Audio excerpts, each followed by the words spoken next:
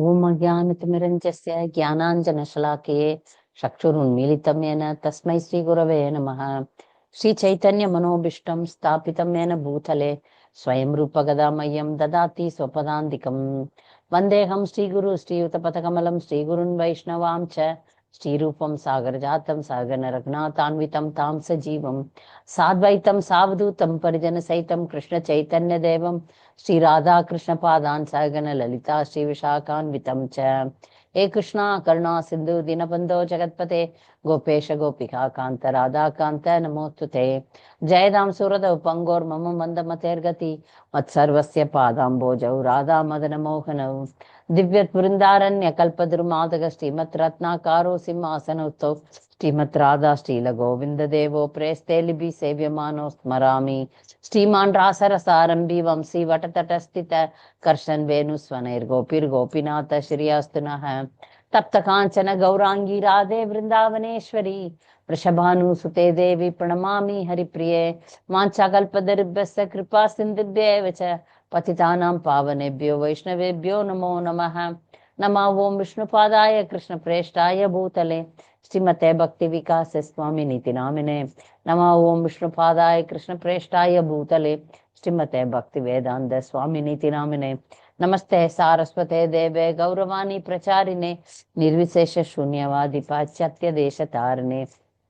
श्री कृष्ण चैतन्य प्रभु नित्यानंद श्री अद्वैत गदाधर शिवासादि गौर भक्त वृंद। हरे कृष्णा कृष्ण कृष्ण हरे हरे हरे राम राम राम हरे हरे।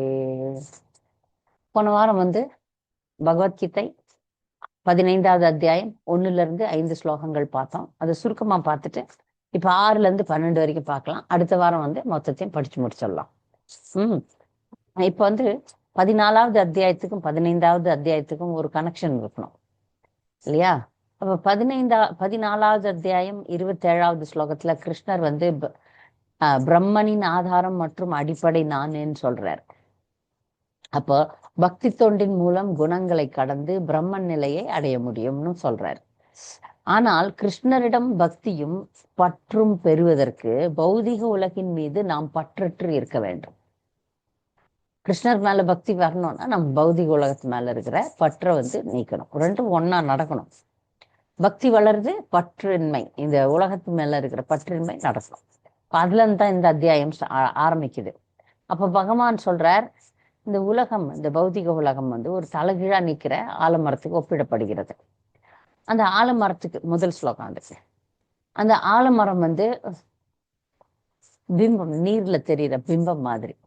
ஆன்மீக உலகத்தினுடைய நிழல், ஆன்மீக உலகத்தினுடைய பிரதிபிம்பம் அப்படி சொல்லலாம்.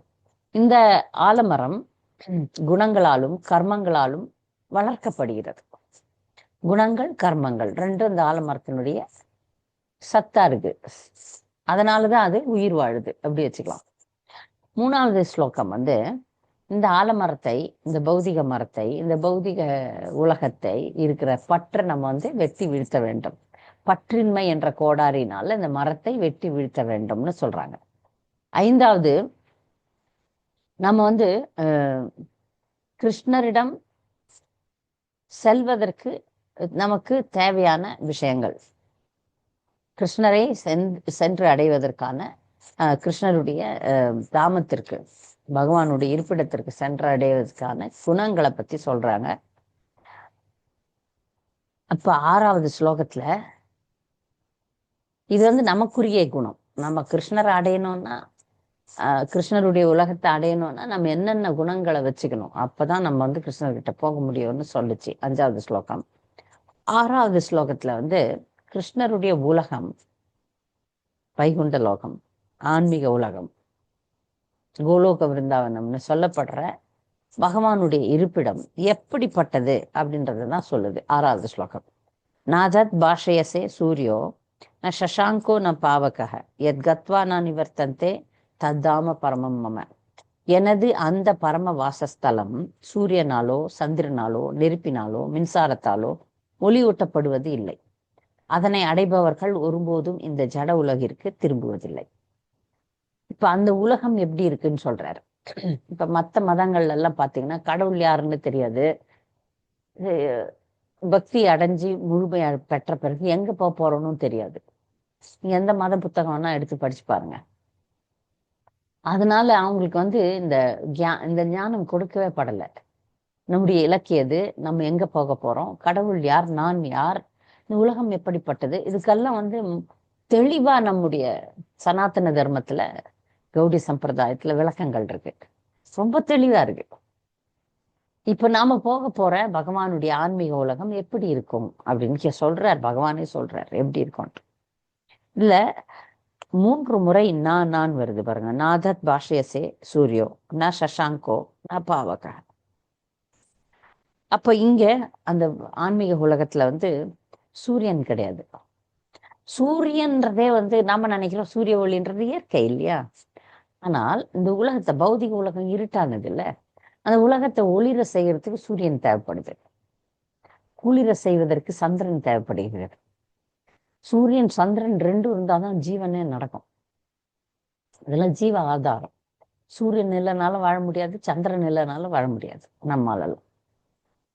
அதுக்கப்புறம் நான் பாவக்கக அப்படின்னா நெருப்பு, மின்சாரம். இதெல்லாம் இதுக்கு இயற்கைன்னு சொல்லலாம், இயற்கை இல்லைன்னு சொல்லலாம். மின்சாரம்லாம் இயற்கை இல்லாத ஒண்ணு, இயற்கையிலேருந்து தயாரிக்கப்படுற ஒண்ணு அப்படி வச்சுக்கலாம். ஆனா இயற்கை இல்லாமல் எதுவும் இருக்க முடியாது. அப்ப சூரியன், சந்திரன், நெருப்பு, மின்சாரம் எதுவுமே இல்லை. இதெல்லாம் தேவைப்படாதாங்க. ஏன்? அங்க கிருஷ்ணர் இருக்கிறதுனால கிருஷ்ணருடைய ஒளி, அதுதான் பிரம்ம தேஜஸ், அதுவே அங்க ஒளிருது. அந்த அந்த தாமமே ஒளிர்வாதான் இருக்கும், அங்க இருட்டே கிடையாது. அப்போ அந்த உலகத்தை சென்று அடைவர்கள் ஒருபோதும் ஜட உலகிற்கு திரும்புவதில்லை. அங்க ஒரு முறை போயிட்டோம்னா திரும்பி வர்றதுக்கு வாய்ப்பே கிடையாது. அவ்வளவுதான், அங்கே இருக்க வேண்டியதுதான். அப்ப வந்து நம்ம அங்க போனோம்னா இங்க இருக்கிற பற்ற விட்டாகணும். அதுதான் இந்த அத்தியாயத்தினுடைய முதல் முக்கியமான கருத்தே. அங்க போனோம்னா இங்க விட்டுறணும், இதை வெட்டணும். இது வந்து நிரந்தரம் இல்லைன்னு புரிஞ்சுக்கணும். வெட்டுறது வந்து சுலபம். எப்படி சுலபம்னா, இதை பத்தி புரிஞ்சுக்கணும்னா தானே வெட்டிடுவோம். நான் என்ன சேர்த்து வச்சாலும், என்ன சொத்து சேர்த்து வச்சாலும், என்னத்தை வச்சாலும் அதில் எல்லாத்தையும் விட்டுட்டு தான் போகணும். எதுவுமே இந்த உலகத்துல நிரந்தரம் கிடையாது. மண்ணால, அந்த பஞ்சபூதங்களால ஆன சரீரம் இங்கேயே பஞ்சபூதங்கள்ல போய் கலந்துரும். எதுவும் எனக்கு இல்லை, எதையும் நான் கொண்டு போக முடியாது. இங்க இருக்கிற வாழ்க்கை, இங்க இருக்கிற இன்பங்கள், துன்பங்கள் கூட நிரந்தரம் இல்லாதது. அதனால்தான் துன்பம் வரும்போது அது கொஞ்சம் மனசை ஆத்திக்கலாம். இங்க வந்து இந்த துன்பம் ஒன்றும் நிரந்தரம் இல்லை அப்படின்னு சொல்லி மனசை தேத்திக்கலாம்.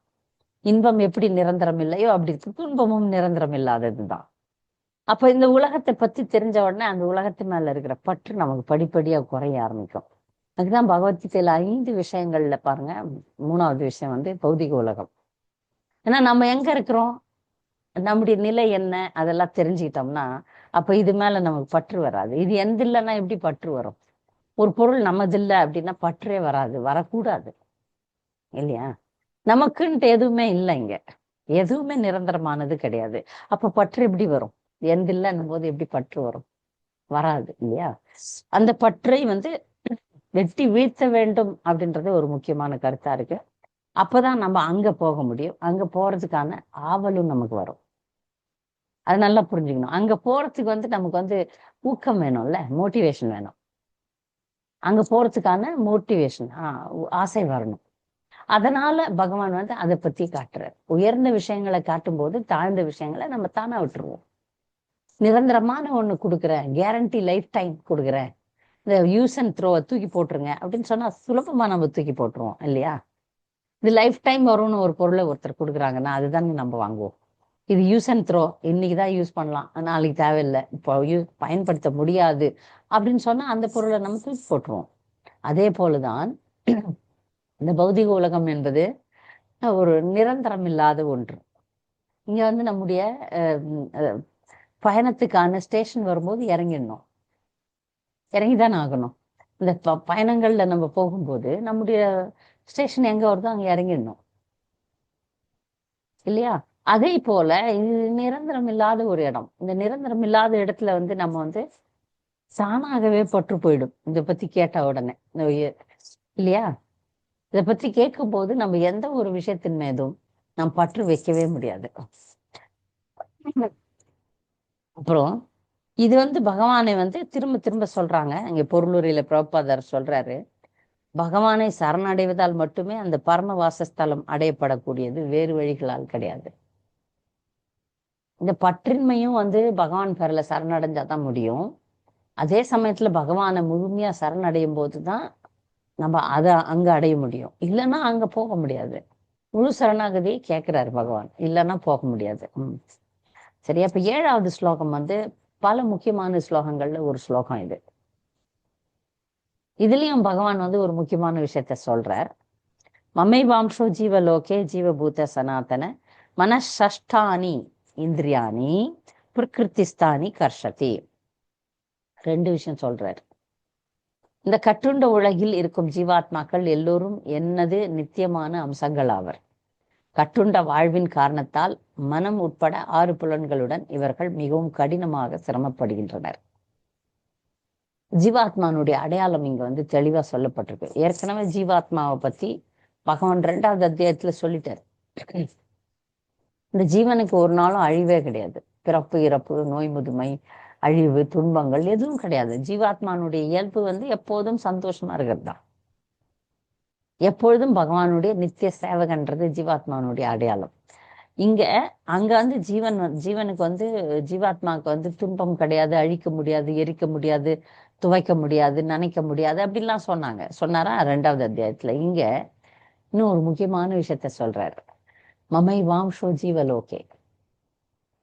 இந்த ஜீவன்கள்லாம் யாரு? என்னுடைய அம்சங்கள். மமை அம்சோ, என்னுடைய அம்சங்கள். மமை என்ன? என்னுடைய அம்சங்கள். இந்த கட்டுண்ட உலகத்தில் இருக்கும் ஜீவாத்மாக்கள் அனைவரும் என்னுடைய நித்தியமான அம்சங்கள்னு சொல்றாரு. இன்னைக்கு அம்சம் நாளைக்கு அம்சம் இல்லைன்னு இல்லை. இன்னைக்கு கல்யாணம் நாளைக்கு டைவர்ஸ் கிடையாது. நித்தியம். நான் மட்டும் இல்ல, சகல ஜீவராசிகளும், சகல உயிருள்ள ஜீவராசிகள் அனைவரும் பகவானுடைய நித்தியமான அம்சங்கள் ஆவர். இதான் அடையாளம் ஜீவன்து. எல்லாரும் நீங்க விரும்புறியோ விரும்பலையோ, நல்லவனோ கெட்டவனோ என்னவோ, ஆனா எல்லாருமே பகவானுடைய நித்திய அம்சங்கள். கட்டுண்ட வாழ்வின் காரணத்தால் எதனால துன்பம் வருதுன்ற காரணத்தை சொல்றாரு பகவான். இந்த உலகத்துல நான் பகவான் வேண்டாம்னு சொல்லிட்டு வந்தேன் பாருங்க. அதனால கட்டுண்ட வாழ்வு. கட்டுண்ட வாழ்வுன்னு என்ன? நம்ம யாரோ கட்டி போட்டிருக்காங்க. நம்ம சிறை கைதிகள். கட்டுண்ட அப்படின்னு கண்டிஷன்டுன்னு சொல்றாங்க. பிரபுபாதர் ஆங்கிலத்துல கண்டிஷன்டு சோல் அப்படின்னு சொல்றாரு. அப்படின்னா என்ன அர்த்தம்? நமக்கு மூக்கணாங்கயிறு கட்டி ஒரு காளை மாட்டை பிடிச்சி கட்டி வச்சிருக்காங்க பாருங்க. இல்ல ஒரு நாயை கழுத்துல ஒரு பட்டை ஒண்ணு கட்டி அதுல ஒரு கயிறு போட்டு கட்டி வச்சிருக்காங்க பாருங்க எஜமானு. அந்த மாதிரி நம்ம எல்லாம் கட்டுண்ட ஜீவாத்மாக்கள். நமக்கு சுதந்திரம் கிடையாது. கட்டுண்ட வாழ்வனுடைய காரணத்தினால 6 விஷயங்களால துன்பப்படுறான். இந்திரியங்கள் பாருங்க, ஷஷ்டானி இந்திரியானி. 6 இந்திரியங்கள் சொல்றாங்க. ஷட்டு அப்படின்னா 6. ஷஷ்டானி இந்திரியானி அப்படின்னும் போது 6 விதமான புலன்கள். புலன்கள் மொத்தம் 10, 11. 5 ஞானேந்திரியங்கள், 5 கர்மேந்திரியங்கள்னு படிச்சுட்டோம் நம்ம இதெல்லாம் ஏற்கனவே. சரி, இருந்தாலும் ஒரு முறை சொல்லிடலாம். ஞானத்தை எடுக்கிறதுக்கான இந்திரியங்கள், புலன்கள் கண், காது, மூக்கு, நாக்கு, தொடு உணர்வு. 5 புலன்கள் இருக்கு. 5 சொல்றது இதான். இது செயல்படுத்தணும்னா கைகள், கால்கள், வயிறு, உடல், இது மலம் கழிக்கிற துவாரம், அதுக்கப்புறம் பிறப்புறுப்பு. இந்த 5 இந்திரியங்கள் கர்மேந்திரியங்கள். இது ஞானத்தை எடுக்கிறதுக்கான இந்திரியம், இது செயல்படுவதற்கான இந்திரியங்கள். இதெல்லாம் நம்ம பார்த்துட்டோம். இங்க 6 இந்திரியங்களை பொதுவா சொல்றாரு. அதுல முக்கியமான இந்திரியம் எதுன்னு பாத்தீங்கன்னா மனசு. இந்த புலன்கள்லாம், மற்ற புலன்கள் 5 இருக்குல்ல, அந்த 5 புலன்களுக்கு மேல இருக்கிறது மனசு. இந்த மனம் உட்பட 6 புலன்களுடன் இவர்கள் மிகவும் கடினப்படுகிறார்கள். கர்ஷதி அப்படின்னா கடினப்படுகிறார்கள்.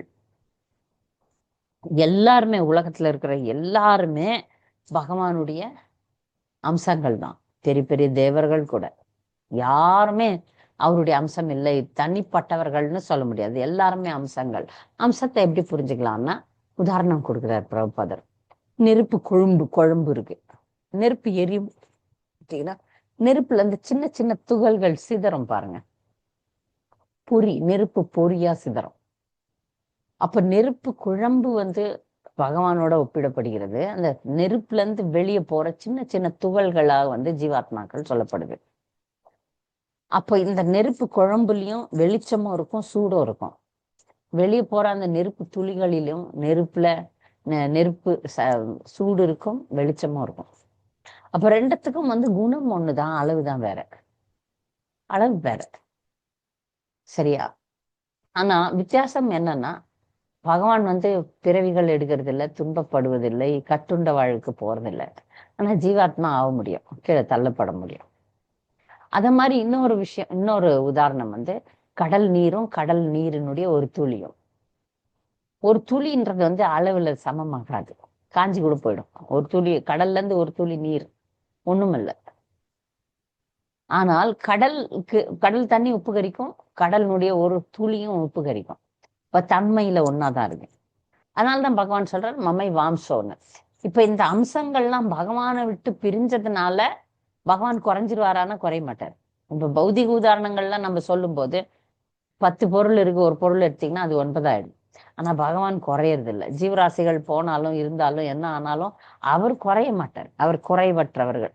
அதனால்தான் ஈஷோபனிஷத்துல ஓம் பூர்ணமத பூர்ணமிதம் பூர்ணாத் பூர்ணமுதச்சதே பூர்ணஸ்ய பூர்ணமாதாய பூர்ணமேவாசிஷ்யத்தை. எவ்வளோ முழுமையான பொருட்கள் முழுமையான விஷயங்கள், முழுமையான ஜீவன்கள் பகவான் கிட்ட இருந்து வந்தாலும் அவர் முழுமையாகத்தான் இருப்பார், அவர் குறைய மாட்டார், சரியா? அதனால அவர் என் அம்சம்னு சொன்னதுனால அவர் குறைஞ்சிருவாரு, நாமெல்லாம் வெளியே வந்ததுனால அவர் குறைஞ்சிருவாருன்னு நினைக்க முடியாது. அவரை போன்ற தன்மை உடையவர்கள், நித்தியமானவர்கள் தான் நம்ம. ஆனால் கட்டுண்ட வாழ்வுல நிக்கிறதுனாலதான் நம்ம கஷ்டத்திலே இருக்கிறோம். நம்மை நாம் உடலோடு அடையாளப்படுத்துறதுனால, பௌதிகத்தோடு அடையாளப்படுத்தும் போது பௌதிக குணங்கள்லாம் வந்துடும். பயம், கோபம் எல்லாமே வந்துடும். பௌதிக குணங்கள் மொத்தம் பௌதிகத்தோட அடையாளப்படுத்துறதுனால வருது. இல்லைன்னா ஜீவன் தூய்மையானது, சச்சிதானந்தமானது, துன்பமே இல்லாதது. ஆனா நாம எல்லாம் துன்பப்படுகிறோம், கஷ்டப்படுகிறோம். கஷ்டப்படுறோம். 6 விஷயங்களோட பாடுபடுறோம். அது இந்த பக்கம் கண்ணு அதை பார்க்கணும் இதை பார்க்கணும்னு சொல்லுது, நாக்கு இதை சாப்பிடணும் அதை சாப்பிடணும்னு சொல்லுது, காதை இதை கேட்கணும் அதை கேட்கணும்னு சொல்லுது. அப்படி ஒவ்வொரு இந்திரியங்களும் ஒவ்வொரு விஷயத்தை புலன் விஷயங்கள்ல நோக்கி நம்மளை இழுக்குது. புலன் விஷயங்களை நோக்கி நம்மளை இழுக்கிறதுனால அதெல்லாம் அனுபவிக்கணும் அப்படின்ற ஒரு எண்ணத்துல நம்ம என்ன பண்றோம், சிக்கி தவித்து கொண்டிருக்கிறோம். அதெல்லாம் அனுபவிக்கணும்ன்ற போராட்டத்துல வேற இருக்கிறோம். அப்போ இங்க ஆச்சாரியர்கள் என்ன சொல்றாங்கன்னா, இந்த புலன்களை செயல்படுத்தாமலும் இருக்க முடியாது.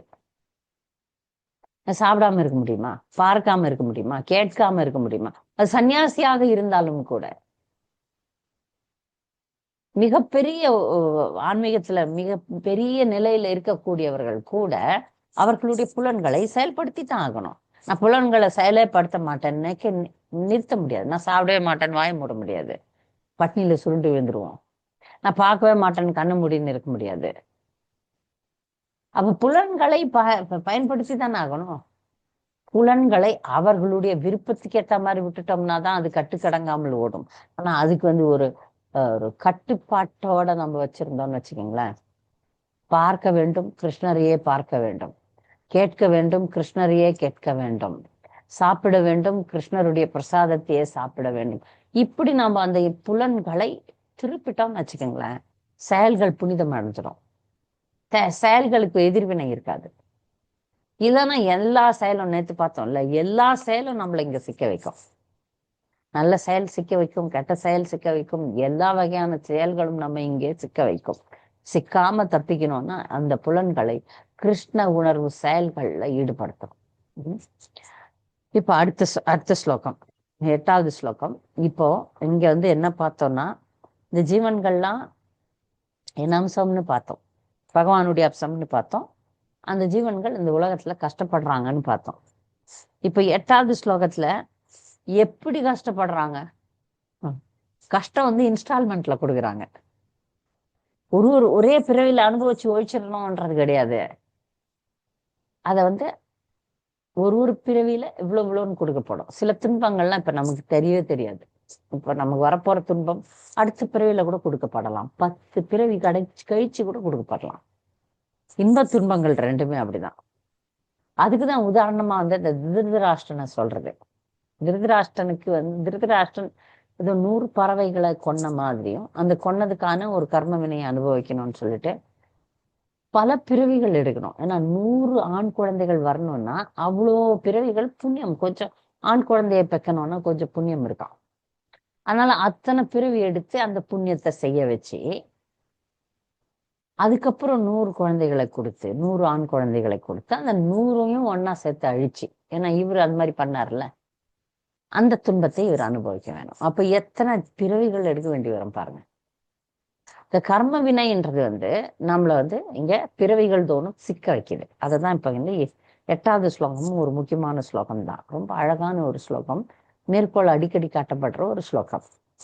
ஷரீரம் யத் அவாப்னோதி யச்சாப் யுக்த்ராம ஈஸ்வர கிரஹித்வைதானி சம்யாதி வாயுர் கந்தான் இவாஷயாத். வாயுர் கந்தான் இவாஷயாத். இந்த எக்ஸாம்பிள் உதாரணத்தை சொல்றாங்க. காற்று பாருங்க, காற்று. அந்த காற்று ஒரு மலர் சோலை வழியா வந்ததுன்னா வாசனை கமகமான்னு வரும். ஆயுர்வேதிக் மருந்துகள் தயாரிக்கிற பக்கமா வந்ததுன்னா அந்த மருந்து வாடை வரும். இதே ஒரு கூவம் பக்கத்துல இருந்து வந்ததுன்னா வச்சுக்கோங்களேன், அது துர்நாற்றம் வீசும். அப்போ எங்கெல்லாம் காத்து போதோ அங்க இருக்கிற தன்மைகளை காத்து தூக்கின்னு வருது இல்லையா?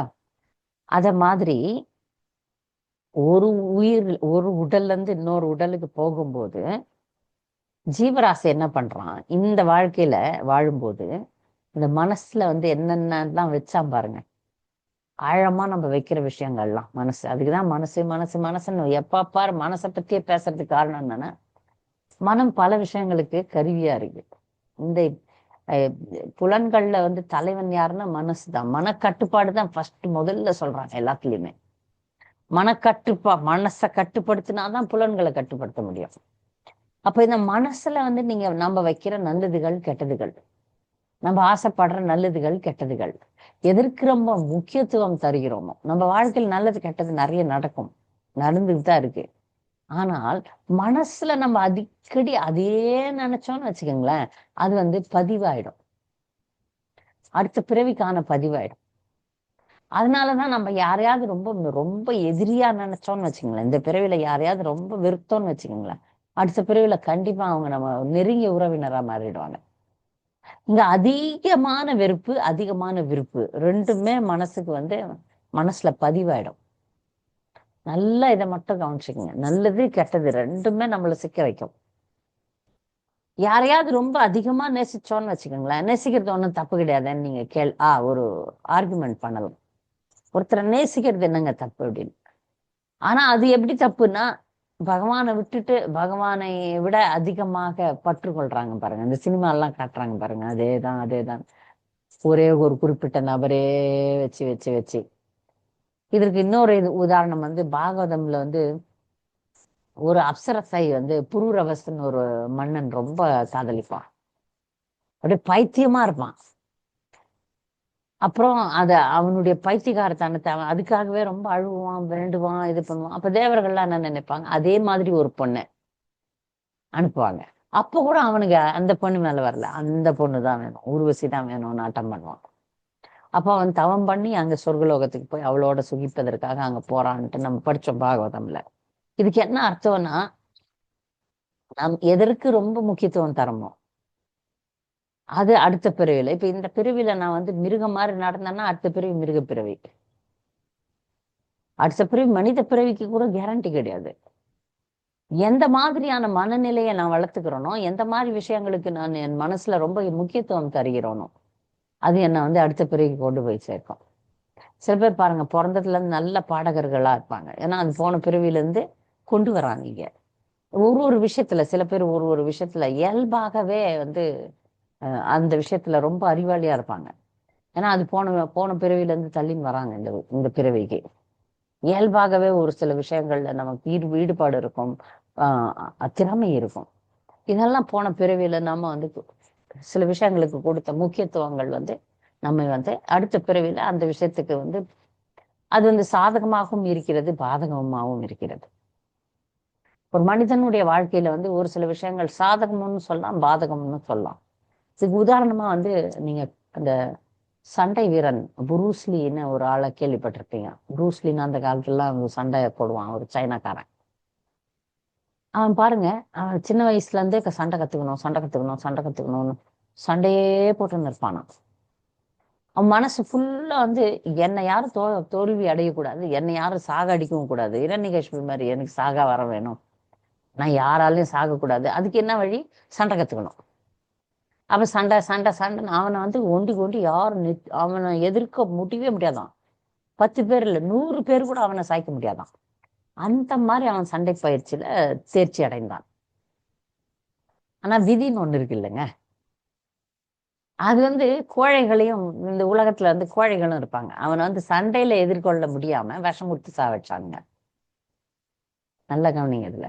அவன் விதி வந்து போனோம் போயிடுச்சுன்னா என்னதான் சண்டை கத்துக்கிட்டாலும் அவனுக்கு விதி இப்போ இளமையில போகணும்னு இருக்கும்போது விஷம் குடிச்சு யாரோ காதலியே யாரோ ஏமாத்தி விஷம் கொடுத்து போட்டு சண்டையில போட்டு தள்ள முடியல. அந்த அளவுக்கு அவன் அதுலயே கவனமா இருந்தான். மேபி அடுத்த பிறவி வந்து இன்னும் பெரிய வீரனா கூட மாறலாம், பெரிய சண்டைக்காரனா மாறலாம். ஏன்னா மனசு ஃபுல்லா சண்டை சண்டை சண்டைன்னு இருந்தான்ல. அந்த மாதிரி ஒரு மனிதனுடைய குணாதிசயங்கள், திறமைகள், இன்பங்கள், துன்பங்கள் இதெல்லாம் வந்து இந்த பிறவில செய்யக்கூடிய விஷயங்கள். அந்த காத்து மாதிரி மனசுல நீங்க போட்டு வச்சுக்கிறீங்கல்ல, அதெல்லாம் அப்படியே காத்து வந்து வாசனையை கொண்டு போற மாதிரி நம்முடைய வாழ்க்கையை அடுத்த பிறவிக்கு தள்ளி போட்டுரும். இந்த பிறவியில நாம கொடுக்கக்கூடிய நல்லதுகள் கெட்டதுகள்லாம் பதிவாக மாறும் மனசுல.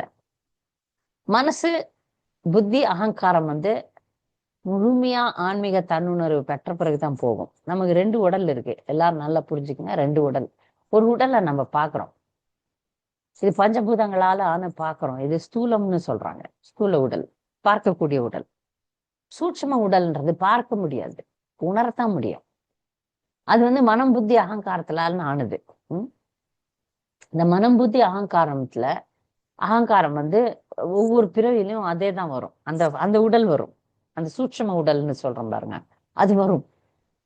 ஏன்னா அதுல வந்து நினைவுகள் இருக்காது. நல்லா ஞாபகம் வச்சுங்க. இப்ப நான் இந்த பிறவில கீதா கோவிந்தாவா இருந்தேன், அடுத்த பிறவில வேற ஏதோ மாற போறேன்ல. என் போன பிறவில எனக்கு இந்த பேரு, நான் இப்படி இருந்தேன் அப்படி, அதெல்லாம் வராது. நான் எந்தெந்த விஷயங்களுக்கு முக்கியத்துவம் தந்தேனோ, இல்ல எந்தெந்த பாவ புண்ணியங்கள் பண்ணணும், அதெல்லாம் எனக்கு அடுத்த பிறவில தரப்படும். அதுக்கேத்த மாதிரி கண்ணு, அதுக்கேத்த மாதிரி காது, அதுக்கேத்த மாதிரி உடல் அமைப்புகள். ஒரு ஆணைய நினைத்து கொண்டிருக்கிறாள் ஒரு பெண்ணா, அடுத்த பிறவி அவளுக்கு ஆண். அதாவது கணவனையே நினைக்கின்ற மனைவிக்கு அடுத்தது ஆண் பிறவி கிடைக்குமா, மனைவியே நினைக்கின்ற கணவனுக்கு பெண் பிறவி. அந்த மாதிரி அவங்க எதுக்கு முக்கியத்துவம் தருகிறார்களோ இந்த பிறவில, அதெல்லாம் அடுத்த பிறவில அவங்களுக்கு உடலாக அதுக்குரிய கர்ம வினைகள்லாம் சேர்த்து, அது பாருங்க, ஒரு ஒரு அழகான ஒரு சிஸ்டம்ங்க. அதுல இசகு பிசகே கிடையாது. இப்ப மனிதன் வந்து ஒரு விஷயத்த பண்றான்னா அதுல வந்து சில குறைகள்லாம் வருது, சில தவறுகள் வரும். சில ஒரு பொருளை பண்றான்னா அதுல தவறுகள் வரும். நான் இதுல வந்து பகவானுடைய ஏற்பாட்டுல பகவானுடைய மேலாளர்கள்லாம் இருக்கிறாங்க பாருங்க. இந்த கிரகங்கள்லாம் இருக்கிறாங்க பாருங்க, சனி, ராகு, கேது, இந்திரன், சந்திரன், சூரியன், சந்திரன், அவங்க எல்லாம் இருக்கிறாங்க, பிரகஸ்பதி, குரு. அவங்கெல்லாம் வந்து இதுல வந்து கை வைக்கிறாங்க. பிரம்மா, பிரம்மன் படைத்தான் அப்படின்றாங்கல்ல, பிரம்மன் படைக்கிறது இல்ல. இந்த இந்த பொருள் செய்யறதுக்கு இதான் மூலகுரு, இதை வச்சு பண்ணு. இப்போ ஒரு குயவன் வந்து ஒரு மண் பாண்டம் செய்யறான்னா, அந்த குயவனுக்கு மேலதிகாரி வந்து இவ்வளவுதான் அவன் களிமண் கொடுப்பேன், இதை நீ வச்சு செய், இப்படி இப்படி செய்யணும்னு உத்தரவு. அந்த மாதிரிதான் பிரம்மா நம்மளை படைக்கிறது. ஓகே, இவங்க என்னென்ன புண்ணியம் பண்ணாங்க, அதனால இவங்க கண் இப்படி, காது இப்படி, மூக்கு இப்படி, இந்த புருவம் இப்படி, முடி இப்படி, காது இப்படி, பல்லு இப்படி, நாக்கு இப்படி அப்படின்னு சொல்லிட்டு அதெல்லாம் மொத்தமே கர்ம வினைதான். கலர் இப்படி, பேச்சு திறமை இப்படி, நடக்கிறது எப்படி, பேசுறது எப்படி, இந்த எல்லாமே ப்ரீடிட்டர்மெண்ட் தாங்க. முதல்ல எல்லாம் எழுதி வச்சுட்டு தான் வரும். மொத்தமே பிறப்பு இறப்பு எல்லாம் முன்னாடியே டிசைன்டு தான். இதுல ஒரே ஒரு துளி சுதந்திரம் கொடுக்குறாங்க. இந்த சுதந்திரத்தை பயன்படுத்தி இந்த பிறவிக்கு இப்பவே நம்மளால முற்றுப்புள்ளி வைக்க முடியும். அதாங்க பெஸ்ட் பார்ட். அதான் சிறப்பான ஒரு அம்சம் அந்த மனித உடல்ல.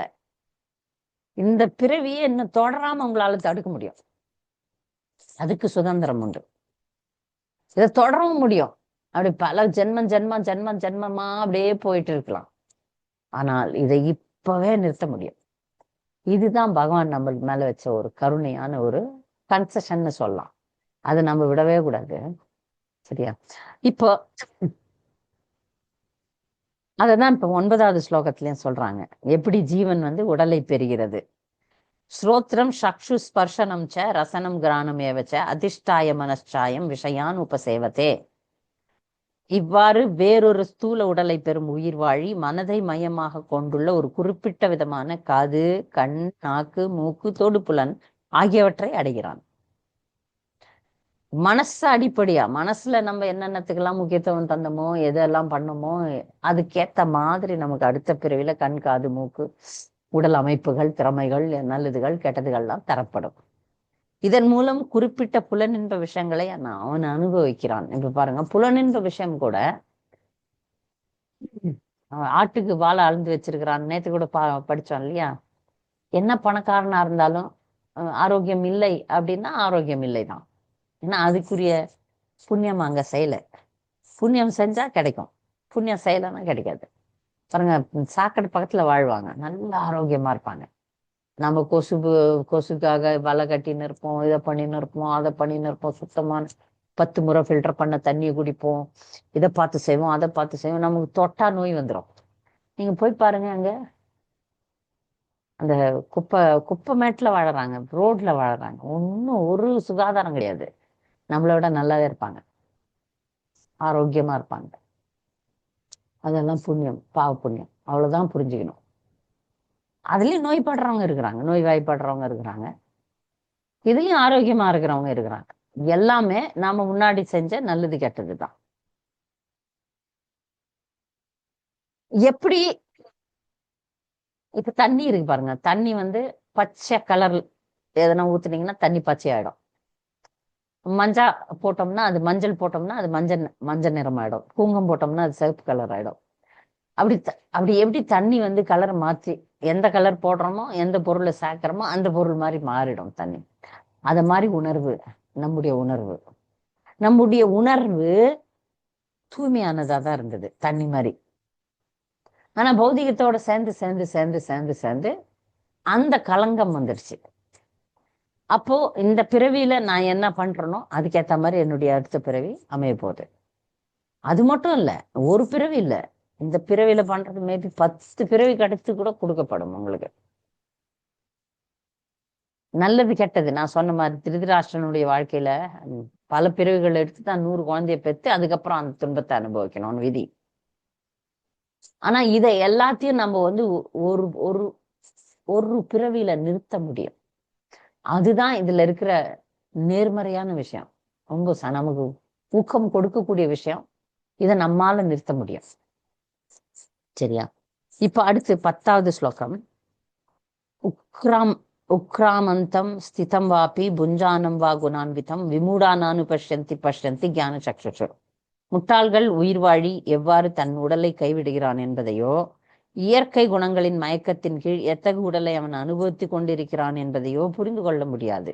ஆனால் யாருடைய கண்கள் ஞானத்தில் பயிற்சி பெற்றுள்ளதோ அவரால் இவை அனைத்தையும் காண முடியும். இதுல ஞான சக்ஷுஷு, சாஸ்திர சக்ஷு அப்படின்னு படிக்கிறோம்ல, சாஸ்திர சக்ஷு, ஞான சக்ஷு.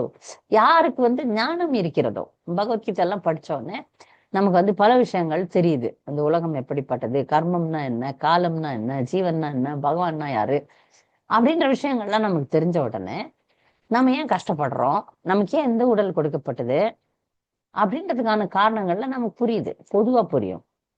நல்லா புரிஞ்சுக்குங்க. எந்த கர்மத்துக்காக எந்த துன்பத்தை நான் அனுபவிக்கிறேன் அப்படின்றதுக்கான ஒரு நுணுக்கமான விவரம் கொடுக்க முடியாது. இப்போ சில பேர் எல்லாம் ஜாதகம்லாம் பார்ப்பாங்க, போன பிறவியில நீ பாவியா இருந்த, இந்த பிறவியில அதனால்தான் உனக்கு இந்த நோய் வந்தது, இல்லை இந்த பிறவியில நீ அப்படி அப்படி இதுக்காக அது அதுக்காக இது அப்படின்னு சொல்லிட்டு நுணுக்கமா நம்மளுக்கு விஷயம், போன பிறவில நீ ராஜாவா இருந்த, போன பிறவில நீ பிச்சைக்காரனா இருந்த, அந்த மாதிரி நுணுக்கமான விஷயங்கள் இல்லைனாலும் பொதுவா நமக்கு வந்து அடிப்படை விஷயங்கள் தரப்பட்டிருக்கு. அடிப்படை விஷயங்கள் நமக்கு எல்லாமே எல்லா பக்தரும் வந்து பக்தரனுடைய ஒரு குணம் வந்து புலம்பாமல் இருக்க வேண்டும், தெரியுமா? ஏன்? எல்லாருக்கும் தெரியும் எனக்கு ஏன் இந்த நல்லது கெட்டது நடக்குதுன்னு எல்லாருக்குமே தெரியும். அதுதான் நான் திரும்ப திரும்ப பாடமா நடத்துறோம். எனக்கு இப்ப நாம நல்லதை பத்தி பெருமை பத்திக்கும், கெட்டது வரும்போது புலம்பி புலம்பி புலம்பி புலம்பி தள்ளுவோம். இந்த பிரச்சனை இருக்கு, அந்த பிரச்சனை இருக்கு, அந்த பிரச்சனை இருக்கு, இந்த பிரச்சனை இருக்கு, பிரச்சனை பிரச்சனை பிரச்சனையே பேசி நடப்போம். ஆனா நம்ம பேசவே கூடாது நியாயமா. ஏன்னா நமக்குலாம் காரணம் தெரியும். பிரச்சனைகளை நாம் பேசவே கூடாது. ஏனென்றால் அந்த பிரச்சனைகளுக்கான காரணம் எது, யாருன்னு எல்லாம் தெரியும். தெரிஞ்சுக்கணும். அதான் ஞானம். ஞான சக்ஷுஷு. ஏன் இந்த உடல்ல நம்ம எடுத்தோம், ஏன் நம்ம இங்க கஷ்டப்படுறோம், இதற்கான விஷயங்கள்லாம் நமக்கு இருக்கு, நமக்கு தரப்பட்டிருக்கு. ஆனா முட்டாளுக்கு அதெல்லாம் புரியாது. முட்டாள் எப்படி புரிஞ்சுக்க முடியும்? உண்ணுதல், உறங்குதல், இனப்பெருக்கம் செய்தல், மடிந்து போதல் அப்படின்னு மிருகம் மாதிரி ஒருத்தன் இருக்கிறான்னு வச்சுக்கோங்க. அவனுக்கு என்ன புரிய போகுது? சில நேரங்கள்ல நான் பிரச்சாரம் செய்யும் போது சொல்வேன் நானு, இப்ப நம்ம செய்யற நல்லது கெட்டதுகள் அடுத்த பிறவியை நம்மளுக்கு நல்லது கொடுக்கும் இல்ல கெட்டது கொடுக்கும். அந்த மாதிரி பேசும்போது யார் கண்டது அடுத்த பிறவிய? இப்படி கேள்வி கேட்டாங்கலாம் இருக்கிறாங்க எனக்கு. அடுத்த பிறவி நான் நாயானன்னா எனக்கு ஒன்றும் பிரச்சனை கிடையாது. யார் வீட்டுன்னா அந்த பொமுகிற பொமோ அது ஒரு பொமரேனியன் நாய் இருக்கு பாருங்க, புசு புசு நாய். அதாயிட்டேன்னா நான் ஜாலியா கார்ல உட்காந்துன்னு போவேன் அப்படின்லாம் என்ன வச்சிருக்காங்க. நாயானா என்ன பிரச்சனைன்னு கேக்குறாங்க ஒரு சிலர். அப்படி ஒரு மனநிலையில இருக்கிறாங்க. நாயானா எனக்கு என்ன பிரச்சனைன்னு கல்லுல அடி வாங்கும்போது தெரியும் நாய் நாய் பட்ட பாடுன்னு. ஒரு ரொட்டி துண்டுக்கு நாய் தெரு தெருவா அலையணும். தெரியல. நாய் பிறவியே எனக்கு ஒன்றும் பிரச்சனை இல்லை அப்படின்னு நினைக்கிறாங்க. நாயா பிறகுல ஒன்றும் எனக்கு பிரச்சனை இல்லை அப்படி. யார் கண்டது அடுத்த பிறவி எல்லாம் இப்படி எல்லாம் பேசக்கூடிய அறிவியலிகள் இருக்கிறார்கள், முட்டாள்கள் இருக்கிறார்கள். இவங்களுக்கெல்லாம் நாம என்ன பிரச்சாரம் பண்றது? என்ன சொல்லுவீங்க? ஒன்றும் சொல்ல முடியாது. ஆனால் முட்டாள்கள் எப்படி புரிஞ்சுக்க முடியாது. ஆனால் பக்தர்கள் ஞானத்துல இருப்பாங்க. என்ன நடக்குது, ஏன் நடக்குதுன்றது காரணம் தெரியும். அதனாலதான் காரணத்தை புரிஞ்சா நம்ம புலம்பவே மாட்டோம். நான் சோஷத்தி நான் காங்ஷத்தி. இந்த புலம்பல்ன்றது பக்தர்கள் வாழ்க்கையில படிப்படியா போயிடும். ஆரம்பத்துல இருக்கும், ஐயோ இது பண்ணுது அது பண்ணுது, இது பிரச்சனை அது பிரச்சனை அப்படின்னு சொல்லிட்டு அதுக்கப்புறம் புரிஞ்சிடும். புரிஞ்ச உடனே அமைதியா அதை தாங்க ஆரம்பிச்சிடும். ஆமா, நான் ஏதோ பண்ணியிருக்கேன், நான் தான் காரணம், என்னுடைய கர்ம வினைகள் காரணம், என்னுடைய முந்தைய பிறவியின் ஆசைகள் காரணம். அதனால நான் இதெல்லாம் அனுபவிக்கிறேன். நான் இப்ப வந்து பொறுமையா அனுபவிச்சு பக்தி தொண்டு செய்வேன் அப்படின்னு வரும்போது தத்தே அனுகம்பம் சுசுமம் க்ஷமானும் புஞ்சானய ஆத்மா கிருத்தம் விபாகம் அப்படின்ற ஸ்லோகத்தின்படி எந்த ஒரு பக்தன் தனக்கு கிடைக்கக்கூடிய கஷ்டங்களை பகவான் எனக்கு கம்மியா தான் கொடுத்திருக்கிறார், குறைச்சு கொடுத்திருக்கார் அப்படி சொல்லி தாங்கி பக்தியை தொடர்ந்து செய்யறானோ அவனுக்கு வந்து முக்தி சதாய பாக்கு. முக்தி என்பது உரிமையா கொடுக்கப்படுமா. முக்தி தேவி அவங்க வீட்டுல கை கட்டி நிப்பாளாம். இப்போ ஞானம் உடையவர்கள் இதெல்லாம் பார்க்க முடியும், இதெல்லாம் புரிஞ்சுக்க முடியும். ஏன் என் வாழ்க்கையில இப்படி நடக்குது, ஏன் நான் ஒரு குறிப்பிட்ட உடல்ல இருக்கிறேன், ஏன் நான் இவ்வளவு கஷ்டப்படுறேன் அப்படின்றத புரிஞ்சுப்பான். ஞானமற்றவர்கள் புரிஞ்சுக்க மாட்டாங்க. அதான் இங்க வந்து ஒரு சுருக்கமான ஒரு விளக்கம். அடுத்து 11வது ஸ்லோகம். எதந்தோ யோகினச்சைனம் பஷ்யந்த்யாத்மன் அவஸ்திதம் யகுந்தோப்யக்ருதாத்மானோ நைனம் பஷ்யந்த யச்சேதசக. தன்னுணர்வில் நிலை பெற்று முயற்சி செய்யும் ஆன்மீகவாதிகள் இவற்றையெல்லாம் தெளிவாக காண முடியும். ஆனால் வளர்ச்சி பெறாத மனமுடையவர்களும் தன்னுணர்வில் நிலை பெறாதவர்களும் முயற்சி செய்தாலும் கூட என்ன நடக்கின்றது என்பதை காண இயலாது.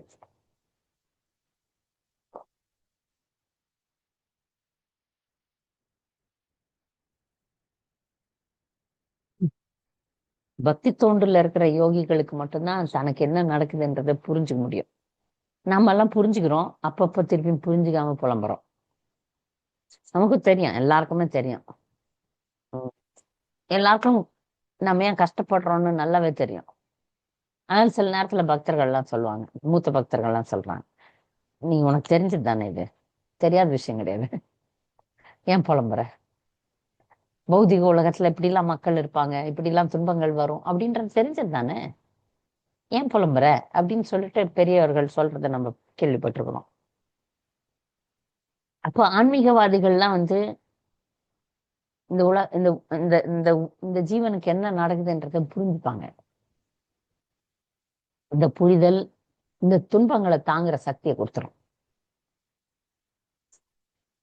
ஆனா மத்தவங்க எல்லாம் முயற்சி பண்ற மாதிரி இருந்தாலும், முயற்சி செய்தாலும் அவங்களால அடைய முடியாது. ஏன்னா இந்த முயற்சியில கிருஷ்ணரை சார்ந்து எடுக்கணும். இப்ப இந்த விஷயங்கள்லாம் நமக்கு புரியணும், ஞானம் வேணும், ஆன்மீகத்துல ஞானம் வேணும்னா அது பகவானை சார்ந்து அந்த ஞானத்தை பெற பார்க்கணும். நான் என் முயற்சியில பெறேன் போது பெற முடியாது, முயற்சி பண்ணாலும் பெற முடியாது. அப்படின்றதுக்கு காரணம் என்னன்னா, அவங்க கிருஷ்ணரை சரணடையாதவங்கன்னு அர்த்தம். கிருஷ்ணரை கொண்டு கிருஷ்ணரை அடையறதுக்கு முயற்சி பண்ணாதவங்க வேற முயற்சிகள்ல முயற்சி பண்ணாலும் தோல்வி அடைவார்கள். அதுதான் இங்க அர்த்தமா நம்ம எடுத்துக்கணும். அதனால மற்ற வழிமுறைகளை எடுக்கிறவங்களுக்கு ஓரளவு விஷயம் புரிஞ்சாலும் அப்புறம் முழுமையா புரிதல் வராது. அதுலதான் மற்ற வழிமுறைகளுடைய கடைபிடிப்பவர்கள்லாம் தோற்று போறாங்க. கிருஷ்ணரை அறிந்தவன் எல்லாவற்றையும் அறிய முடியும். கிருஷ்ணரை அறியாதவன் என்ன ஞானியா இருந்தாலும் ஒரு பாயிண்ட்ல கீழே வந்துருவான். அதையும் புரிஞ்சுக்கணும். இப்ப அடுத்தது 12வது ஸ்லோகத்துல பகவான் இந்த உலகத்தை எப்படி மெயின்டைன் பண்றாரு, எப்படி பாதுகாக்கிறாருன்னு சொல்றாரு. யத் ஆதித்யகதம் தேஜோ ஜகத் பாஷயத்தே அகிலம், யத் சந்திரமசி யத் ஷாக்னோ தத் தேஜோ வித்தி மாமகம். உலகம் முழுவதிலும் இருளை விளக்குகின்ற சூரியனின் பிரகாசம் என்னிடமிருந்தே வருகின்றது. மேலும் சந்திரனின் பிரகாசமும் நெருப்பின் பிரகாசமும் கூட என்னிடமிருந்தே வருகிறது. உலகத்தையும் பகவான் தான் காத்து ரட்சிக்கணும். உலகத்துல இருக்கக்கூடிய ஒவ்வொரு விஷயமும் பகவான் கிட்ட இருந்து வந்ததுதான். அகம் சர்வசிய பிரபுவோ மத சர்வம் பிரபர்த்ததே இதி மத்வா பஜந்தேமாம் பூதபாவ சமன்விதாக. எல்லாமே என்கிட்ட இருந்து வருது. உயிருள்ளவை உயிரற்றவை எல்லாமே பகவான் கிட்ட இருந்து வர்றதுதான். இந்த உலகத்துல நம்ம பாக்குற சூரியனுக்கு ஒளி யார் கொடுக்கறதுன்னா பகவான் தான் கொடுக்குறாரு. பகவானுடைய பிரம்ம ஜோதியில இருந்து தான் சூரியனுக்கு ஒளி கிடைக்கிறது. அதே மாதிரிதான் சந்திரனுக்கு ஒளியும், சந்திரன் ஒளி குளிர்ச்சியானது. அந்த குளிர்ச்சியும் ஒளியும் பகவான் கிட்ட இருந்து தான் வருது. அப்ப சூரியனுடைய நெருப்பு சக்தி, சூடு, அதெல்லாம் பகவான் கிட்ட இருந்து வர மாதிரி சந்திரனுக்கும் அந்த குளிர்ச்சி ஒளி பகவான் கிட்ட இருந்து தான் வருது. சோ எல்லாத்துக்கும் நான் தான் அப்படின்னு சொல்றாரு. எல்லாமே யார்கிட்ட இருந்து வருது? கிருஷ்ணர்கிட்ட இருந்து வருது. அப்ப கிருஷ்ணர்கிட்ட இருந்து வரும்போது இதை புரிந்து கொள்ளும் பக்தர்கள். இப்ப எதுக்கு இதெல்லாம் சொல்றாங்க திரும்ப திரும்ப?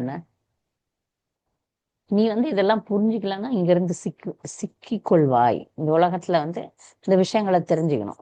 ஒரு உதாரணத்துக்கு நம்ம வெளிநாடு போறோம்னு வச்சுக்கோங்களேன். முக்கியமா ஆபத்தான நாடுகள்லாம் இருக்கு.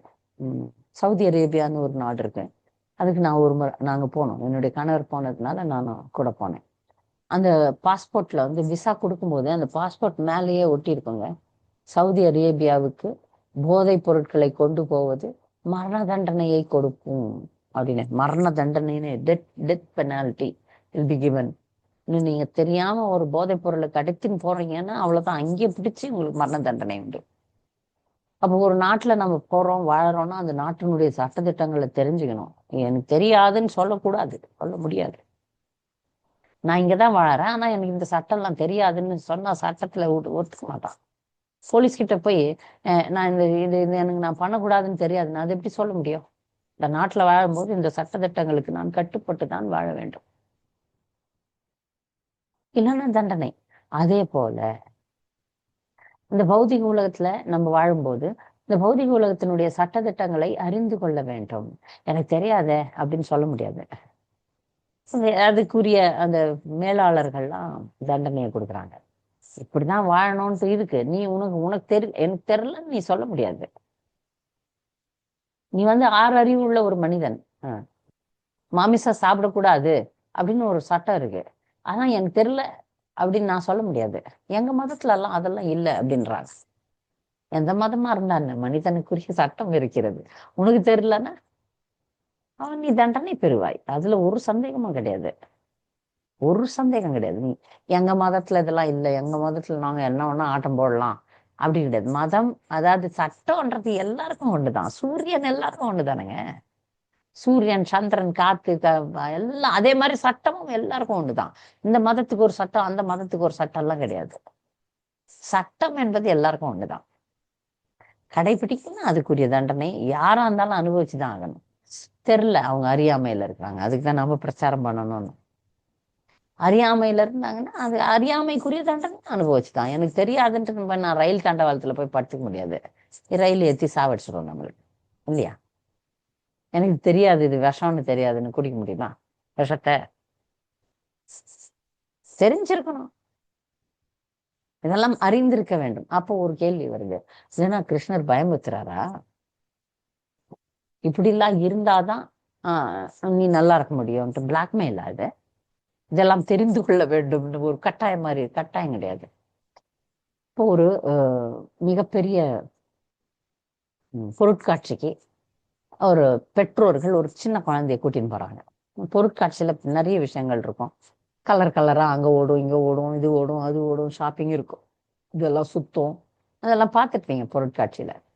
இப்போ குழந்தைக்கு தாய் தகப்பன் என்ன சொல்றாங்கன்னா, உனக்கு என்ன வேணும்னாலும் என்ன கேளு, என்ன சாப்பிடணுமா என்ன கேளு, எதுலன்னா ஏறி சுத்தணுமா என்ன கேளு, நான் அவங்க கொண்டு போறேன், நீ ஓடி போயிடாத, தனியா போனீங்கன்னா மாட்டிக்கோ, யாருன்னா பிடிச்சும் போயிடுவான், புள்ள பிடிக்கிறவன் பிடிச்சுன்னு போயிடுவான். நான் பயமுறுத்தி குழந்தைகளை கொண்டு போவது உண்டு. அது எதனால? கட்டாயமா? அது கட்டாயப்படுத்துறோமா? அந்த குழந்தையை காப்பாற்ற வேண்டும்ன்ற ஒரு நல்ல எண்ணத்துல தாய் தந்தையர் தானே அந்த குழந்தைக்கு பொறுப்பாளி. அந்த குழந்தைய பத்திரமா வீடு கொண்டு போய் சேர்க்கணும் அப்படின்ற ஒரு அக்கறையில அந்த குழந்தைய பிளாக்மெயில் பண்றது இல்ல. நீ எனக்கு அடிபடிஞ்சே ஆகணும்னு பிளாக்மெயில் கிடையாது. அடிபடிஞ்சா அந்த குழந்தைக்கு அது நல்லது, இல்லைன்னா எங்கன்னா போய் எங்கன்னா மாட்டிக்கும், இல்லையா? அது போலதான் பகவத்கீதை. ஒரு குழந்தைக்கு பெற்றோர்கள் சொல்ற மாதிரி நீ இந்த சட்டதிட்டங்கள்லாம் தெரிந்திருக்க வேண்டும் உனக்கு. அப்பதான் நீ பெற்றோரின் பாதுகாப்பில் ஒழுங்கா இருப்ப. இல்லைன்னா அந்த கர்ஷத்தி தான் துன்பப்பட்டு கொண்டே இருக்க வேண்டியதுதான். அதை அன்பாக தான் சொல்றாங்க, கட்டாயமே கிடையாது. எதுவுமே சனாதன தர்மத்துல கட்டாயமே கிடையாது. நீ இந்த உலகத்துல சுபிச்சிருக்கணும்னா இரு. நான் பன்றியா, இந்திரன் பன்றியா மாறின மாதிரி நான் இந்த பிறவி இந்திரன், அடுத்த பிறவி பன்றி ஆகு. ஆனால் அடிக்கடி பகவான் சொல்றாரு, நல்ல வழிக்கு வந்துரு, நீ அடையிற துன்பத்தை பாரு, இதை பத்தி யோசனை பண்ணி சரணடை சரணடை அப்படின்னு சொல்றாரு. ஓகே, ஸோ நான் 12 ஸ்லோகம் வரைக்கும் படிச்சுட்டு முடிச்சாச்சு. நம்ம மீதியை அடுத்த வாரம் படிச்சு முடிக்கலாம், 15வது அத்தியாயம். இதுல பக்தர்களுக்கு ஏதாவது கேள்விகள், கூடுதல் கருத்துக்கள் இருந்தா தெரிவிக்கலாம். ஏதாவது தப்பா சொல்லியிருந்தனாலும் மன்னிச்சுக்கலாம், மன்னித்து விடுங்கள்.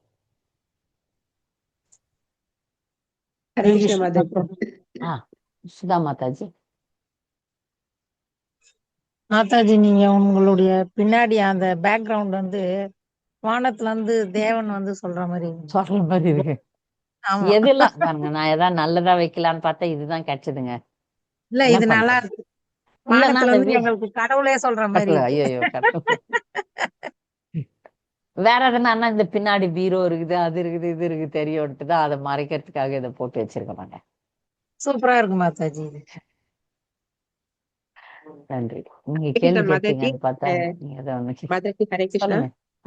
சொல்லுங்க மாதாஜி. இப்ப இங்க சொல்றாங்க உணர்வு கடத்தப்படும்னு சொல்லி அடுத்த பிறவியில, அப்படியா மாதாஜி? உங்களோட உணர்வுகள் கடத்தப்படுமா? அல்லது அதான் நல்லது கெட்டதுகள் மாதாஜி, நம்முடைய ஆசைகள், உணர்வுகள் தான் வாசனைகள். வாசனைன்றது ஆசைகள் மாதாஜி. இவ ஒரு சின்ன பிள்ளை, ஒரு 7 வயசு பிள்ளை பிஎஸ்சி எல்லாம் முடிச்சுட்டு அப்படி இப்படி எல்லாம் கேள்விப்படுறோம் தானே மாதாஜி? உண்மையா அது அது என்ன அர்த்தம் மாதாஜி? அதுக்குரிய புண்ணியத்தை பண்ணிருப்பாங்க. சீக்கிரமா படிச்சு முடிச்சுக்கிறது ஒரு புண்ணியம் இல்லையா? ஒரு பௌதிக பட்டம் வாங்குறது அதெல்லாம் ஒரு புண்ணியம். அது போன பிறவில அதுக்குரிய வேலை பண்ணிருப்பாங்க, இந்த பிறவில சுலபமா கிடைக்கும். புரியுதா? போன பிறவில அவங்க வந்து அதுக்குரிய புண்ணியம் பண்ணியிருப்பாங்க. விளங்கல மாதாஜி, சாரி மாதாஜி, அது கட் ஆயிடுது. என்னென்ன மாதிரி எடுத்துக்கொள்ளலாம் அத? போன இப்ப பிறவில அவங்க அதுக்குரிய புண்ணியத்தை பண்ணிருக்கிறாங்க. இப்ப இந்த பிறவில 7 வயசுல PhD படிக்கிறான்னா அவன் அறிவாளின்னு அர்த்தம். அந்த அறிவு கொடுக்கப்பட்டிருக்கிறது. அந்த அறிவு போன பிறவில அதுக்குரிய புண்ணியம் ஏதாவது பண்ணிருப்பாங்க, இல்ல ஆசைப்பட்டிருப்பாங்க சீக்கிரமா புண்ணியத்தை விட படிக்கணும். எடுக்கலாம். அதாவது அவன் வந்து படிச்சதால இந்த இந்த பிறவில PhD முடிச்சதால அப்படி தொடர்தண்டு இல்லை என்ன மாதாஜி அது? இல்ல இந்த புண்ணியம்னு கூட பிறவில சொல்லலாம். இப்ப சில அத விஷயங்கள்லாம் சில புண்ணியம் பேருக்கு மட்டும் தான் சீக்கிரமா எடுத்துக்கொள்ளலாம். புரியுது பாருங்களேன். இப்ப சகுந்தலான்ட்டு ஒரு கணக்கு போடுற ஒரு லேடி இருந்தாங்க. இப்ப இல்ல, அவங்க உயிரோட இல்ல. எத்தனை டிஜிட் பெருக்கல் கொடுத்தீங்கனாலும் உடனே கம்ப்யூட்டரை விட ஃபாஸ்டா சொல்லுவாங்களாம். நிறைய போடுறாங்க மாதாஜியா. அவங்க அதே மாதிரி அப்புறம் அந்த ராமானுஜம்னு ஒரு கணக்கு மேதை இருந்தார் பாரு. அவங்களுடைய மூளை எல்லாம் எக்ஸ்ட்ராடினரியா இருந்திருக்கு. அது மாதிரி இந்த பாடகர்கள்ல வந்து இந்த செத்து போனாங்க பாருங்க, லதா மங்கேஷ்வர். பாட்டு பாடுறவங்கல்ல லதா மங்கேஷ்வர்கர்னு ஒரு லேடி. அவங்கெல்லாம் அமேசிங். அவங்க அதெல்லாம் இப்ப ஏதோ எம்பவர்மெண்ட் தான். அதுக்குரிய புண்ணியத்தை அவங்க பண்ணிருக்காங்க. அதுக்குரிய ஆசை புண்ணியம். அதால போன பிறவில பாடகரா இருந்ததால இந்த முறை தொடர்தண்டு இல்ல. இல்ல போன பிறவில புண்ணியம் பண்ணிருப்பாங்க. பாடகர்களா இருந்தாங்களா இல்லையான்னு தெரியாது. அதுக்குரிய முயற்சி எடுத்திருப்பாங்க, அதுக்கு ஆசைப்பட்டிருப்பாங்க, அதுக்குரிய புண்ணியத்தை பண்ணிருப்பாங்க. முக்கியமா புண்ணியம். புண்ணியத்தோட சேர்ந்த ஆசை. உணர்வுகளுக்கு நிறைய படிச்சா அந்த படிப்பறிவு அப்படியே திருப்பி அடுத்த பிறவில கொண்டு போக மாட்டேன் யோசனை. அது பிள்ளை என்ன மாதாச்சு? அப்படி இல்லன்னு அப்படி இல்ல. நீங்க போன பிறவில பிகாம் படிச்சீங்கன்னா இந்த பிறவில பிகாம் ஞாபகம் இருக்குமானா இருக்காது. இல்லையா? அதுதான் இல்ல. போன பிறவில அந்த படிப்பதற்கான ஆசை வளர்த்திருக்கலாம். இல்ல அதுக்குரிய புண்ணியம் தான் மெயின். அந்த புண்ணிய காரியம் பண்ணும்போது இந்த பிறவில அந்த விஷயங்கள்லாம் சுலபமா அவங்களால கிராஸ் பண்ண முடியும். புரியுதா உங்களுக்கு? ஓகே மாதாஜி, இப்ப புரியுது. அதுக்குரிய செயல்பாடு தானே அவங்ககிட்ட நல்ல செயல் தான் கொண்டு வருது. ஆமா, அவங்களுக்கு வந்து அதுக்குரிய சாதகமான சூழ்நிலை அமையும். ஈஸியா அவங்க அப்ப பாருங்க, ஒரே படிப்பை 2 பேர் படிக்கிறாங்க. ஒருத்தருக்கு சுலபமா இருக்கு, ஒருத்தருக்கு அது புரியவே புரியாது. என்னுடைய கணவர் எடுத்துங்க. என்னுடைய கணவர் வந்து கணக்குல ரொம்ப புலி. ஆனா லாங்குவேஜ் அவருக்கு அவ்வளவு பிடிக்காது. எனக்கு வந்து மொழி ரொம்ப பிடிக்கும். நான் மொழியெல்லாம் அப்படியே இப்படி எடுப்பேன். ஆனா எனக்கு கணக்கு வராது. கணக்கு வந்து ரொம்ப கஷ்டம் எனக்கு. அவருக்கு கணக்கு வந்து அப்படியே அழகா போடுவாரு. ஆனா மொழி பிடிக்காது. ஒருத்தருக்கு ஒரு ஒரு விஷயங்கள்ல வந்து அறிவை வச்சிருக்கான், திறமையை வச்சுக்கிறான். ஆனா ஆண்டவன் அது எப்படின்னா அவங்களுடைய கர்ம வினை, அவங்களுடைய ஆசை, அந்த செயல்பாடுகள். போன பிறவில நீங்க என்னென்ன பண்ணீங்களோ அதுக்கேத்த மாதிரி இந்த பிறவி அமையுங்க. அவ்வளவுதான். அதாவது வந்து புண்ணியம் நல்லது செய்தமண்டா அப்படி எடு மாதிரி. போன பிறவில நாங்க நல்லா படிச்சோம், இந்த பிறவில படிக்கல அப்படின்னு. நல்லது கெட்டதுகள், நல்லதுகள் கெட்டதுகள், நல்லது கெட்டதுகள். ஒரே விஷயம் நமக்கு நல்லதும் செய்யும் கெட்டதும் செய்யும் இல்ல மாதாஜி? ஒரே விஷயம் நமக்கு நல்லதாகவும் கெட்டதாகவும் இருக்கிறதே. இப்ப புரியுது மாதாஜி. வாழ்க்கையில பௌதிக வாழ்க்கையில வந்து எப்படிங்க மாதாஜி ஒரே விஷயம் நல்லதும் செய்யும் கெட்டதும் செய்யும்? உதாரணம் சொல்லுங்க மாதாஜி. நேத்து கூட சொன்னேன்ல, ஒரு டாக்டர் வந்து நிறைய நிறைய அறுவை சிகிச்சை பண்ணாரு, இதய அறுவை சிகிச்சை. ஆனா அவர் டாக்டரா இருந்தும் அவருக்கு பிரயோஜனம் இல்லாம போச்சு.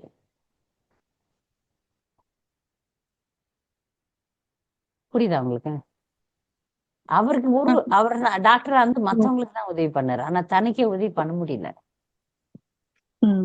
சரி சரிங்க. நேத்து நான் கிளாஸ் வரலீங்களா மாதிரி தெரியலீங்க. ஓகே. அப்புறம் வந்து இன்னொரு உதாரணம் சொன்னோம்னா, இப்ப ஒருத்தர் நல்லா பாடுறாங்கன்னு வச்சுங்களேன், ஆனா அந்த பாடுறதே அவங்களுக்கு தொண்டை கேன்சர் வந்துடும்.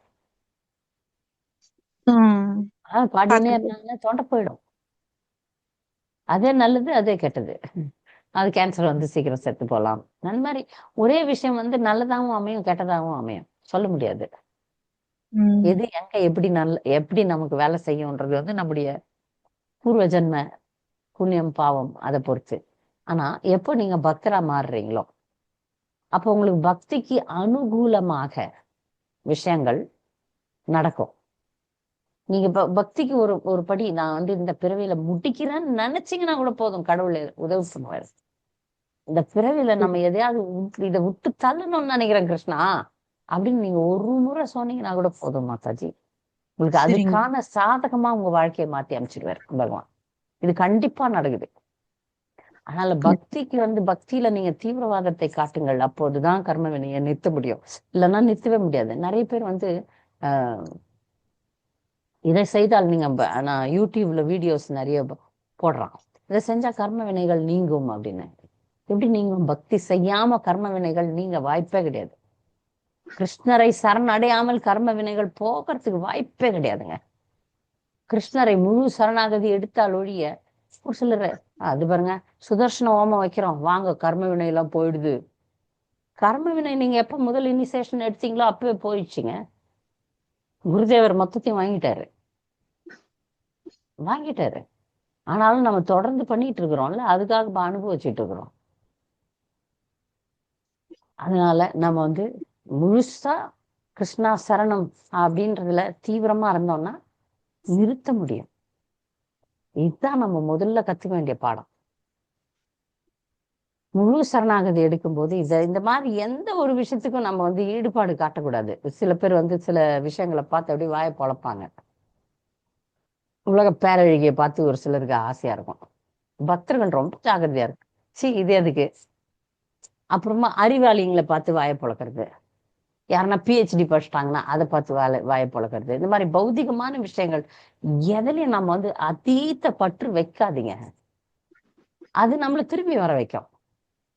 அதீதமான பற்றோ அதீதமான வெறுப்போ வைக்கக்கூடாது, ரெண்டுமே இருக்கக்கூடாது. அப்படியே புரிஞ்சுன்னு போயிட்டு இருக்கணும்.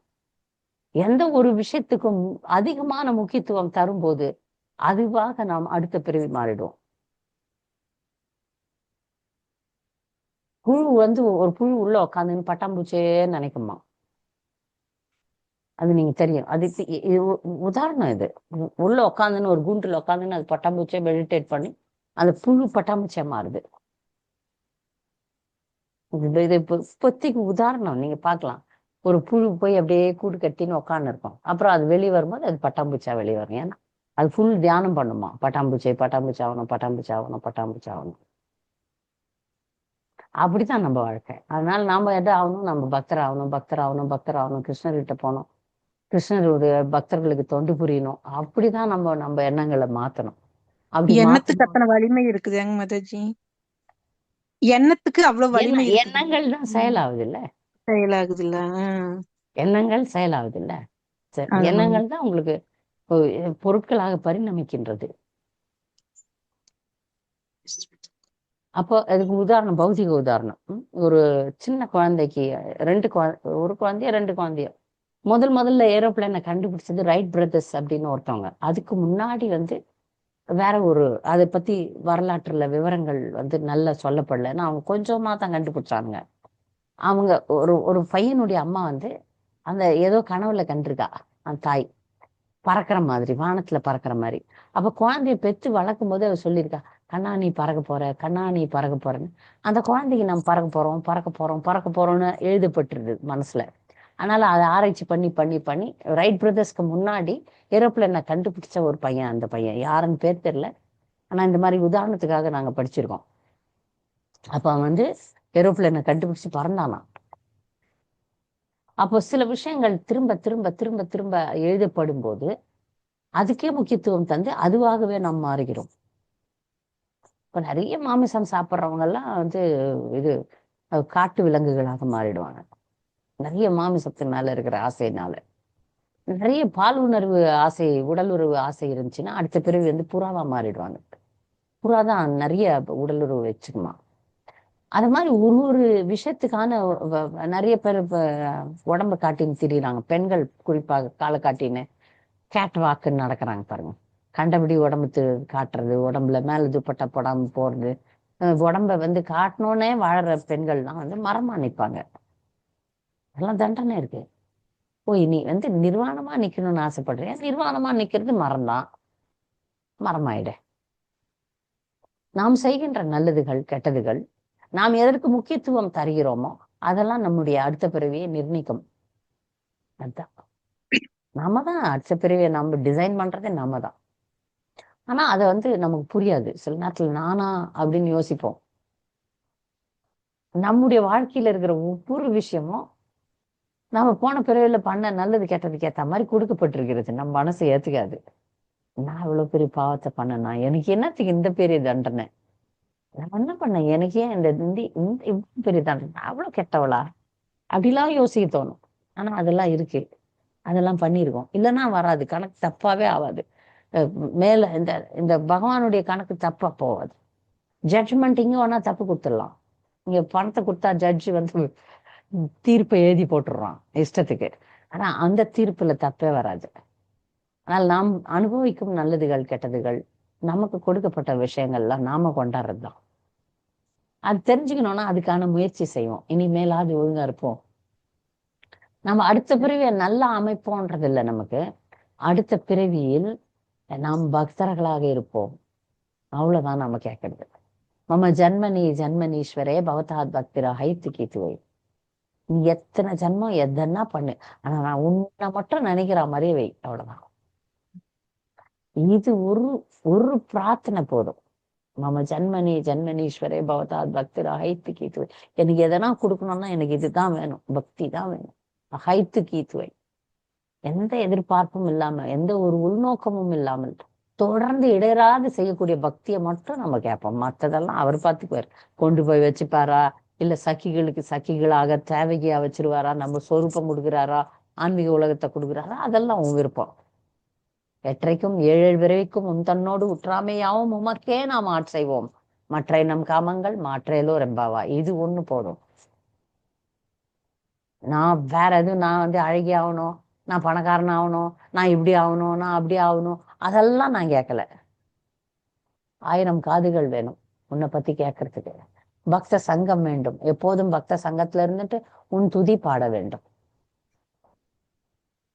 அப்படின்னு சொன்னா நம்மள வந்து ராஜா மாதிரி கொண்டு போவார் அவர். அவர் கொண்டு போறது எப்படி கொண்டு போவார்? அவர் துருவ மகாராஜரை கொண்டு போன மாதிரி, பிரகலாத் மகாராஜரை கொண்டு போன மாதிரி, அஜாமில கொண்டு போன மாதிரி அவர் விருப்பத்துக்கு விட்டுடணும். நம்ம விருப்பத்துக்குன்னு வச்சுக்காம நீ எப்படியா எதாவது பார்த்து கொடு. ஆனா ஒரே விஷயம்தான் நான் கேட்கறது. ஒரே விஷயம்தான். எத்தனை பிறவி எடுத்தாலும் எங்க போனாலும் நரகத்துல கூட போட்டுரு என்ன, பரவாயில்ல, பிரச்சனை இல்லை. உன்னை மறக்காத நிலை வேணும். உன்னை நான் மறக்க கூடாது. அதை மட்டும் செஞ்சிரு. அதை மட்டும் நம்ம கேட்டோம்னா நம்மள மாதிரி புத்திசாலி யாருமே கிடையாது. ஏன்னா அந்த ஒரு விஷயம் எல்லாத்தையும் தீர்த்துரும். எல்லா கர்ம வினையும் வேரோட தூக்கி போட்டுரும். அங்க அவங்க இங்க வைக்க முடியாது. கிருஷ்ணர் எப்படி வைப்பாரு? வேணா பிரச்சாரத்துக்கு அனுப்புவார். பிரச்சாரம் பண்ணிட்டு வாங்கன்னு சொல்லி அனுப்பலாம். ஆனால் அதர்வைஸ் நாம இங்க இருக்க மாட்டாங்க. மேல போனாங்கன்னா அங்க பகவானோட இருப்பாங்க. அவ்வளவுதான். எந்த உலகத்துக்கு சென்றால் திரும்பி வருவதில்லை, அந்த உலகத்திற்கு அவர் ஏற்றுக்கொள்வார். அவ்வளவுதான். அதைதான் நம்ம கிட்ட இருந்து எதிர்பார்க்கிறார். நான் வரேன், உனக்கு தான், உன்னை தான் நினைக்கிறேன், வேற எதுவும் எனக்கு முக்கியத்துவம் கிடையாது, இருக்கக்கூடாது. அதை தெரிஞ்சிட்டோம்னா ஸ்மார்ட், நம்ம எல்லாம் கரெக்ட். அதுக்கு கிருஷ்ணா பெருசு. மாதாஜி. கேளுங்க மகேஸ்வரி. புஷ்பா. மாதாஜி, இந்த ஃபர்ஸ்ட் பிரணாம் மாதா. ஸ்லோகத்துல மேல் நோக்கிய வேர்களையும் கொடுத்திருக்காங்களா மாதாஜி, கீழ் நோக்கிய கிளைகளையும். ம். அது மேல் நோக்கிய வேர்களையும், அப்புறம் செகண்ட் ஸ்லோகத்துல கீழ் நோக்கி செல்லும் வேர்கள், இது ரெண்டுக்கு என்ன டிஃபரன்ஸ்? அதாவது தலைகீழா நிக்குதா மரம்? மரம் தலைகீழா நிக்குதா? தலைகீழா நிக்கும் போது வேர் மேல இருக்குது, மேல இருக்கு, கிளைகள்லாம் தொங்குது, அப்படி இருக்குது. அதான் அந்த மரம். சில நேரங்கள்ல இப்ப ஆலமரம் பாருங்க, ஆலமரத்துல வந்து வேர் வந்து கீழே தொங்கும், பாத்திருக்கீங்களா? வேர் தொங்கும். அந்த தொங்குற வேருக்கே வந்து ஒரு கீழ் நோக்கிய வேர்கள் வந்து பல நோக்கு செயல்களை சொல்லப்படுது. நீங்க இந்த காரியம் பண்ணீங்கன்னா அதுக்குரிய பலன் அனுபவிப்பீங்க. அதை வந்து அது அந்த ஓமானம். இது இந்த மரம்ன்றது பௌதிக உலகத்தை காட்டுகின்ற ஒரு ஓமானம். எக்ஸாம்பிள். அப்ப இது வந்து பலநோக்கு செயல்கள். இலைகள்லாம் வந்து வேத ஸ்லோகங்கள். இலைகள்லாம். இந்த மரத்துக்கு சாப்பாடு எது? மரத்துக்கு சாப்பாடு எது? குணங்களும் கர்மங்களும். நம்ம செய்யற ஒட்டுமொத்த கர்மமும் குணங்களும் வந்து குணம். இந்த 3 குணங்கள் இருக்குல்ல, அந்த 3 குணங்களும் கர்ம வினைகளும் வந்து இந்த மரத்தை வந்து மரத்துக்கு சாப்பாடு, மரத்துக்கு போஷாக்கு தருது. சரியா? சரி.